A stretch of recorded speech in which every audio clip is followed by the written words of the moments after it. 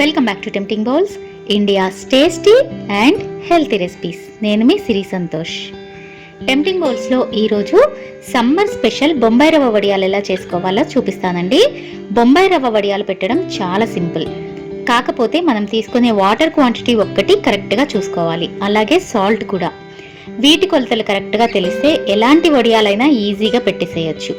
ఈ వడియాలు మీకు సంవత్సరం పైనే నిల్వ ఉంటాయండి. సో మరి లేట్ చేయకుండా ప్రాసెస్లోకి వెళ్ళిపోదాం. ఫస్ట్ ఒక కడాయిలో 8 కప్పులు నీళ్లు పోస్తున్నాను. మీరు ఏ కప్పుతో అయితే బొంబాయి రవ్వ తీసుకుంటారో అదే కప్పుతో 8 కప్పులు నీళ్లు పోసుకోవాలి. అంటే 1 కప్పు బొంబాయి రవ్వకి 8 కప్పుల నీళ్లు కరెక్ట్గా సరిపోతాయండి. ఇప్పుడు ఫ్లేమ్ని హైలో పెట్టి నీళ్ళని బాగా మరగనివ్వండి. నీళ్ళు ఇలా మరుగుతున్నప్పుడు రుచికి సరిపడా ఉప్పు, 1/2 కప్పు నువ్వులు, 1 టీ స్పూన్ జీలకర్ర, ఇది అల్లం పచ్చిమిర్చి పేస్ట్ అండి, ఇది 1 టేబుల్ స్పూన్ వేస్తున్నాను. మొత్తం ఒకసారి బాగా కలిపి మరొక 2 నిమిషాలు హై ఫ్లేమ్లోనే నీళ్ళని బాగా మరగనివ్వండి.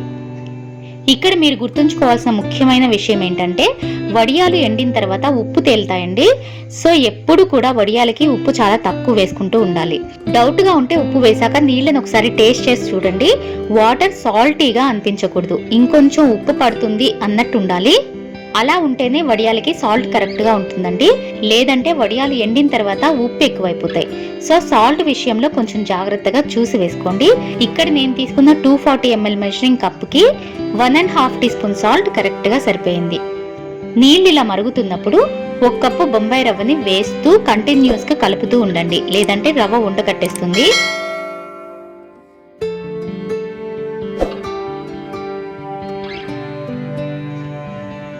ఫ్లేమ్ని హైలోనే ఉంచి ఒక 2 నిమిషాలు బాగా కలుపుతూ ఉండండి. తర్వాత మూత పెట్టి హై ఫ్లేమ్లోనే ఒక 5 నిమిషాలు బాగా ఉడకనివ్వండి.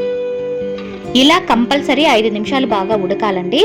ఇలా ఉడికితేనే వడియాలు పగలకుండా చక్కగా వస్తాయి అండ్ ఆయిల్లో వేసినప్పుడు చక్కగా పొంగి డబుల్ సైజ్ అవుతాయి.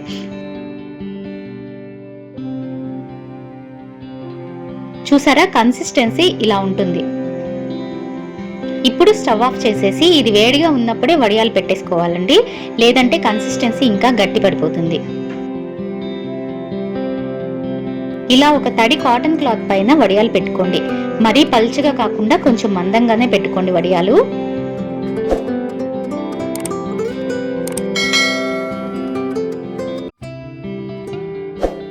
ఇలా వడియాలన్నీ పెట్టుకున్న తర్వాత వీటిని బాగా ఎండనివ్వండి. వడియాలు బాగా ఎండిన తర్వాత క్లాత్ని తిరగేసి బ్యాక్ సైడ్ నీళ్లతో బాగా తడపండి. ఇలా తడిపి 1 నిమిషం అలా వదిలేసేయండి.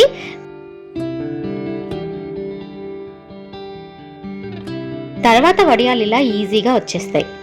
ఇప్పుడు వీటిని మరొక 2-3 రోజుల పాటు వడియాలు పూర్తిగా ఎండిపోయే వరకు ఎండలో ఉంచండి.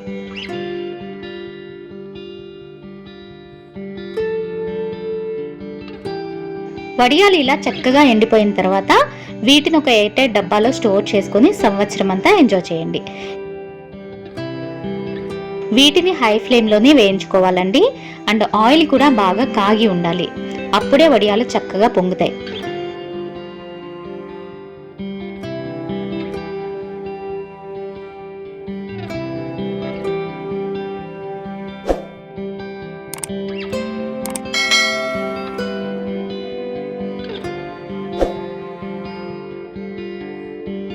పప్పుచారు, సాంబార్ లాంటి వాటికి కాంబినేషన్గా ఈ వడియాలు చాలా బాగుంటాయండి.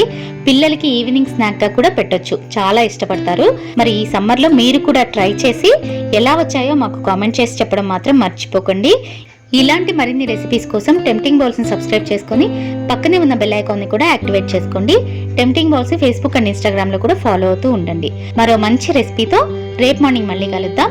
అంతవరకు ఈట్ హెల్దీ, స్టే హెల్దీ.